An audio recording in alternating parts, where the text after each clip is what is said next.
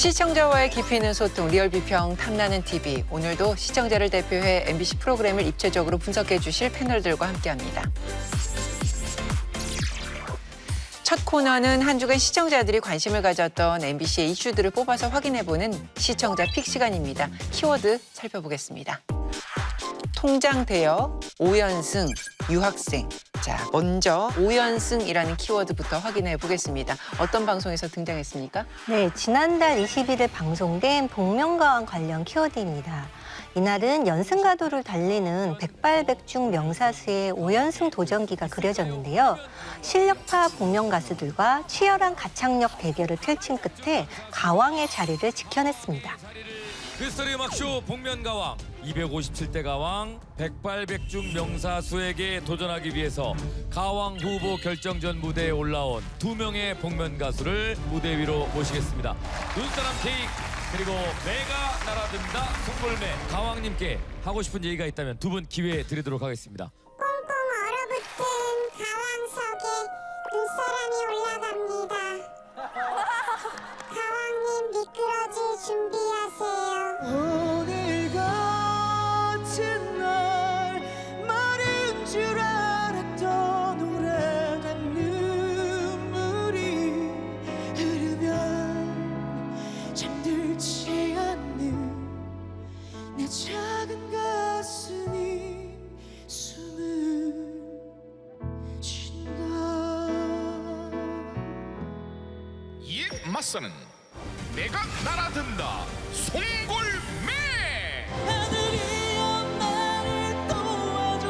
그렇게 울고 있지 말고 내 힘이 있는 곳 너를 쉽게 알 수 있잖아.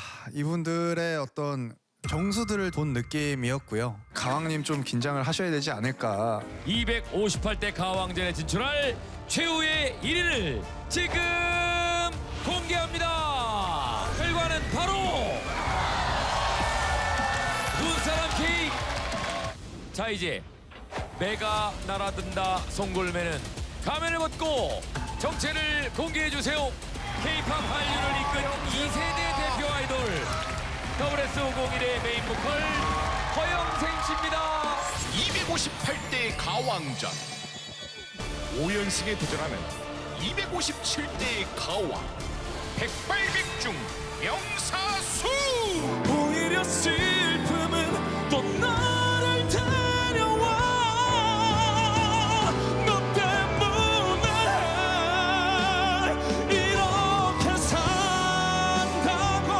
너 때문에 못 쓰게 된 나라고. 완벽히 가왕의 가왕을 보여주는 무대였다라고 생각이 들어서요. 오늘 노래는 슬픔 활용법을 불려주셨지만 저는 가왕의 재능 활용법을 본 느낌입니다. 예. 여러분들이 선택한 258대 복면 가왕은 바로 가왕입니다. 가왕입니다. 복면가왕 파이널 라운드를 코앞에 둔 회차였던 만큼 무대마다 팽팽한 긴장감이 감돌았습니다. 그런 분위기 속에서도 가왕의 자리는 흔들리지 않았는데요. 시청자 반응은 어땠는지 확인해 볼까요? 허영생 씨 팬인데 어린 시절이 새록새록 생각나고 너무 좋아요. 가왕의 무게를 이겨내신 품격 있는 멋진 가왕님 오연승 축하드려요. 귀도 즐겁고 눈도 즐겁고 마음도 즐거운 시간이었어요. 잘 들었습니다. 복면 가수들의 정체를 반가워하는 동시에 가왕 무대에 호평이 쏟아졌습니다.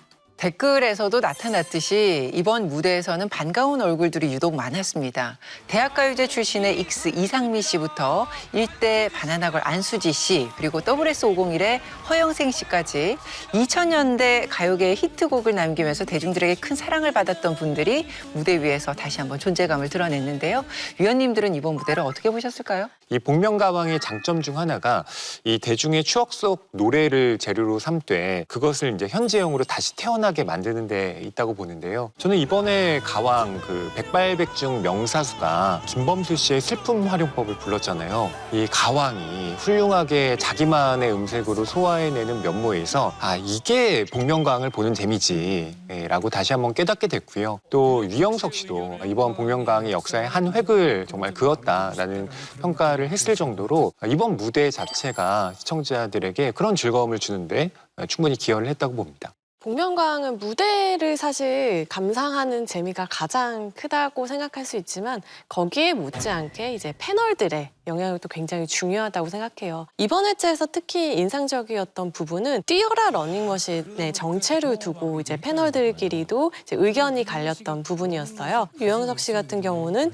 가수다. 그 목소리는 이제 노래를 굉장히 많이 해서 생긴 탁성이다라고 분석을 내놓았어요. 또 가수가 아니다라고 한 윤상 씨 같은 경우는 기성 가수라면 저렇게 할까 싶은 포인트가 100 중에 5 정도 있었다라고 하는데 댄스 가수인 것 같다라는 추측도 맞았고 이 전문가들이 얘기했던 포인트들이 이 안수지 씨의 정체를 보면 다 맞아 들어갔었거든요. 전문가들의 적확한 판단이 맞아 들어갔을 때 그걸 지켜보는 시청자들의 쾌감도 굉장히 큰 만큼 이번 회차에도 그런 패널들의 활약이 돋보였던 순간이었습니다.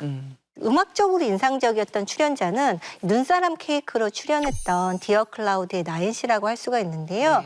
이 나인 씨는 2라운드에서는 빅나티의 뮤직, 3라운드에서는 박효신의 숨을 불렀는데 이 두 곡이 굉장히 다르게 느껴지는 장르잖아요. 그래서 어떤 음악적으로 넓은 스펙트럼을 보여줬고 약간 신선한 바람을 불어넣어줬다 이런 어떤 인상을 받았어요. 근데 다만 약간 아쉬웠던 점도 있었는데요. 이렇게 나인 씨처럼 우리가 스테레오타입에 벗어난 이런 가수를 만날 때 패널들이 이렇게 성별을 가지고 토론하는 경우가 있어요. 그런데 이게 이제 사실은 이렇게 생물학적 성을 가지고 마치 무슨 미스터리 요소나 반전처럼 사용하는 것은 약간 과거의 관습이다라는 생각이 들거든요. 사실 복면가왕 자체가 편견에 대항하는 프로그램이잖아요. 중간에 이제 소란의 고영배 씨가 여자인지 남자인지를 떠나서 이런 어떤 음악적인 이런 측면에 대해서 얘기를 했는데 사실은 그런 관점이 더 중요하다. 이런 것들을 이날 회차에서 좀 보여주기도 했습니다. 복면가왕은 현재 펼쳐지고 있는 파이널 라운드를 끝으로 휴지기를 거치게 되는데요. 잠시 숨을 고른 뒤에 시즌제로 돌아올 복면가왕의 새로운 모습을 기대해 보겠습니다. 자, 다음 키워드는요. 유학생입니다. 어떤 방송에서 다뤄졌습니까? 네, 지난달 15일 방송된 오늘엔 관련 키워드입니다. 이날 세상 속으로 코너에선 강원도 유학생들의 소식을 전했는데요. 농어촌 유학 프로그램을 통해 전국 각지에서 전학 온 아이들의 학교 생활을 살펴보는 한편 도시가족의 농촌 정착 스토리까지 담아냈습니다. 평소 파도 소리만 가득했던 조용한 바닷가 마을. 그런데 재작년부터 조금씩 시끌벅적해지기 시작했다는데요. 저희 서울에서 유학 왔어요. 바로 도시에서 강원특별자치도의 어촌마을로 유학을 온 학생들이라는데요. 작년에 서울 종로구에서 왔어요. 선생님 여기 2년 정도. 인천에서 왔고 1년 반 정도 왔습니다. 농어촌 유학은 그 농어촌에 살고 있지 않는 그러니까 여기에 연고가 없는 학생들이 지역에서 좀 정착할 수 있도록 주거비 지원을 받을 수 있는 그런 제도라고 알고 있습니다. 주거비도 지원받고 농어촌 체험도 할 수 있다는 거죠. 도내 작은 학교를 살리고 도시와 농촌의 상생을 꿈꾸는 강원특별자치도의 농어촌 유학. 특성화된 교육과정에 있는 학교를 직접 선택할 수 있답니다. 시설도 좋고 친구들도 다 좋아요. 재밌어요. 이번 학기에 왔는데 연장해서 다음 학기도 있을 거예요. 아이들에게 인기 만점이라는 체험 수업. 지금부터 대치 호밀 팥떡을 만들어 보도록 하겠습니다. 전교생이 함께하다 보니 학년을 막론하고 친구가 된답니다. 고사리 같은 손으로 하나하나 정성스럽게 만드는데요. 친구 너무 많이 올리는 거 아니에요? 다 올리라는데요. 이론 수업보다 자연에서 체험하는 현장 학습이 많다 보니 아이들이 더욱더 좋아한답니다. 함께 많은 시간을 보내다 보니 이제는 재학생, 유학생 구분이 없어질 정도랍니다. 체험학습 같은 거 나가면 1학년부터 6학년까지 다 같이 나가니까 더 재밌는 것 같아요. 2023년 하반기부터 시작한 농어촌 유학은 초등학교 1학년부터 중학교 2학년까지 신청할 수 있는데요. 최대 2년까지 주거비 지원을 해준다고요. 집이 조금 먼 혜민이는 집 앞까지 데려다주는 통학버스로 등하교를 하고 있는데요. 시간이 없거나 차가 없는 학부모들의 부담을 덜어준답니다. 서울에서 살다 시골살이를 잠시 경험만 해보자는 마음에 시작한 유학생활. 이젠 이곳이 제2의 고향이 됐다고요. 아이들이 여기 농촌 유학 와서 여기를 워낙 좋아하니까 아마 여기 오래 있지 않을까 싶습니다. 가족의 행복과 새로운 시작의 디딤돌이 되줬다는 농어촌 유학 프로그램. 그 친구들이 많이 왔으면 좋겠어요. 유학생을 하고 싶어요.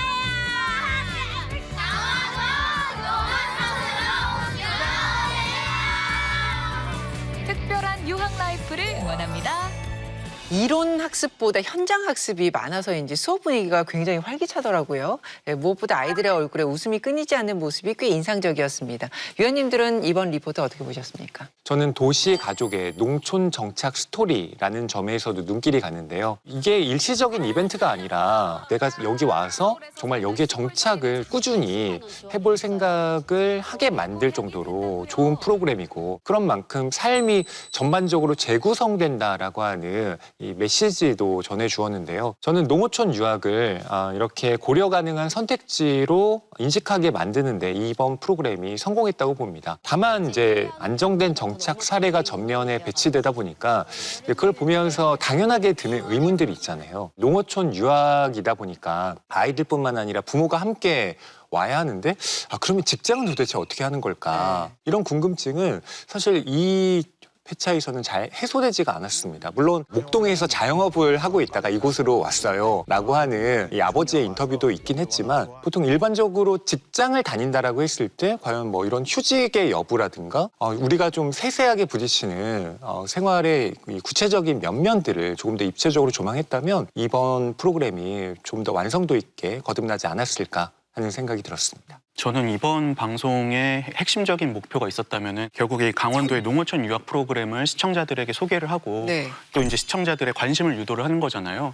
우리가 이제 도시에서 아이들 살아가는 모습들 보면은 집에서 학교, 학원만 그냥 왔다 갔다 하는 아이들이 굉장히 많은데, 이번 방송에서 소개된 아이들은 학교에서 수업 시간에 다 같이 떡을 만들어 먹는다든지 방과 후에 친구들이랑 335 모여서 체육 활동을 하고 이런 모습들을 잘 보여줘서 관심을 이제 이끄는 데는 굉장히 성공을 한 것 같아요. 근데 저는 그런 점에서 또 한편으로는 아쉬운 측면이 있었던 게, 방송 시기를 보면은 이 방송이 12월 15일 날 방송되지 않았습니까? 근데 이제 강원도 교육청에서 이 내년도 1학기 농어촌 유학 프로그램 모집을 처음에 한 게 12월 2일 날 끝났어요. 그러니까 이제 모집이 끝나고 이 방송이 나간 거예요. 물론 이후에 이제 강원도 교육청에서 추가 모집을 열긴 했었는데 1차 모집 이전에 만약에 이 방송이 나갔다면은 조금 더 많은 사람들의 참여를 유도하지 않았을까 하는 그런 생각이 들었습니다. 저는 이 제도가 다른 지역 소멸을 고민하고 있는 지자체에게도 굉장히 큰 도움이 되겠다라는 생각이 든 방송이었어요. 우리가 흔히 지역의 교육 환경을 열악하다라고 여기기가 쉬운데, 교육이라는 것이 어떤 것이 아이들에게 더 유익하고 좋은 교육 환경인가를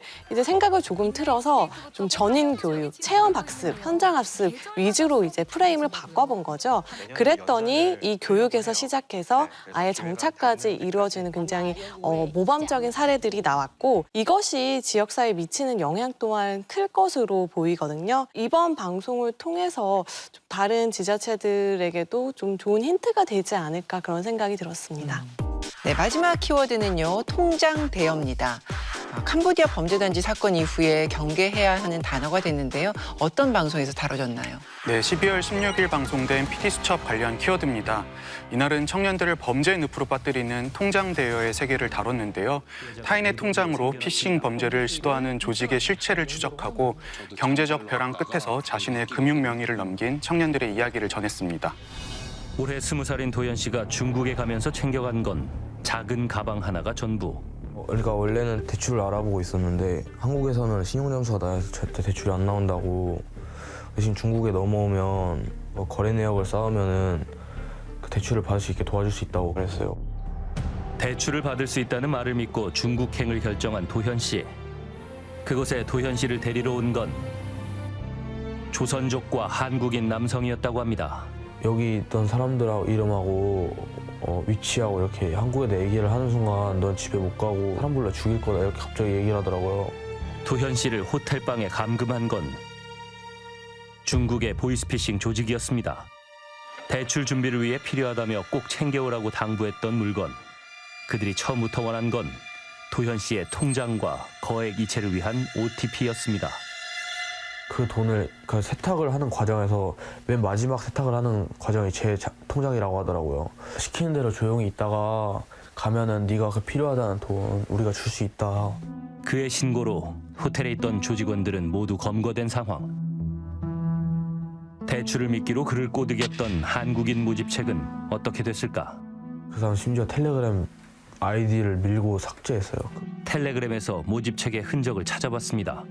먼저 중국 청도를 키워드로 검색해보니 급전을 앞세워 통장을 팔라고 유혹하는 이른바 장대여 광고가 넘쳐납니다. 고액을 제시하며 통장 대여 광고를 올리는 이들은 누구일까? 주식 리딩 사기라거나 아니면 코인 리딩 사기. 그럼 이제 이 사람들이 통장이 필요하잖아요. 그러면 이제 여기서 통장을 산단 말이에요, 장집에서. 그럼 이제 장집은 또 통장이 필요하니까 통장을 모집을 하는 거죠. 토스 실장은 말 그대로 이 명의자를 찾아가지고 장집에다 물어줍니다. 출국자금만 구하면 한 200, 300은 떨어지거든요. 불법 사채의 고금리를 감당하지 못해 통장까지 파는 채무자들. 그렇게 범죄에 쓰인 통장이 정지되면 그들은 오히려 조직 범죄에 더 깊이 가담하는 굴레 속에 놓이게 되는 겁니다. 쉽게 돈을 벌 수 있다는 유혹 뒤에 어떤 위험이 숨겨져 있는지 다시 한번 경각심을 갖게 한 시간이었습니다. 방송을 본 시청자들은 어떤 반응이었습니까? 네, 댓글 준비했습니다. 보이스피싱 범죄와 대포 통장의 위험성 등을 학교 교육에서 미리 가르쳐야 한다고 생각합니다. 방송을 보고 나니 정말 조심해야겠다는 생각이 드는데 특히 젊은이들이 꼭 보고 사태의 심각성을 알았으면 해요. 법과 처벌이 강력하고 무서워야 범죄가 줄어듭니다. 열심히 사는 사람들에게 사기치고 협박하는 사람들 엄벌해주기를 바라봅니다. 통장 대여의 위험성이 더 널리 알려져야 한다는 반응과 함께 범죄자들에게 강력한 처벌이 내려지길 바란다는 댓글이 많았습니다. 네, 이번 편은 범죄의 구조를 짚는 데서 그치지 않고 그 안에 발을 들이게 된 청년들의 현실까지 함께 조명했습니다. 범죄가 나날이 진화하는 만큼 더 많은 사람들에게 알려져야 할 심각한 문제다, 이런 공감대들이 있었을 것 같은데요. 위원님들은 이번 PD수첩의 보도를 어떻게 보셨습니까? 이번 보도에서 핵심이 되는 게 청년들이 알면서도 왜 범죄 조직에 이 통장을 빌려줬는가이잖아요. 사례들을 보면은 불법 사채를 썼다가 고금리를 감당하지 못해가지고 범죄로 이제 몰리게 되는 경우들이 굉장히 많았었거든요.